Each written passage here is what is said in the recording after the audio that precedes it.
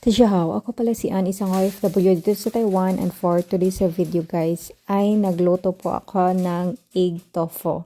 Napakadali at simpleng recipe lang, hindi ka talaga mahirapan ito. So ang ginawa ko is hiniwa ko lang siya ng katamtamang tawag dito kapal, tapos set aside, and then itong mga ingredients ko, bawang at saka dahon sibuyas, and then itlog. Dalawang itlog lang ginamit ko dito. Tapos may ako dito, oyster sauce at yung soy paste. Yung hinalo ko dyan. Then MSG at sugar. Halo ng mabuti din.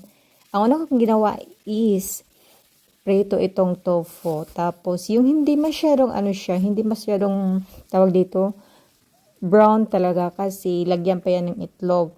And then ito na, nilagay ko yung itlog. Sa mahinang apoy dapat guys, kasi pag malakas yung apoy, mas madaling yung itlog, parang parang masunog. So kaya ito yung ginawa ko, and then set aside ko ito at ginisa ko yung bawang, tapos yung sauce. So naglagay ko diyan kunting asin para talagang mag-blend yung talaga lasa. At naglagay ko diyan ng dahon sibuyas, and then ito na siya guys.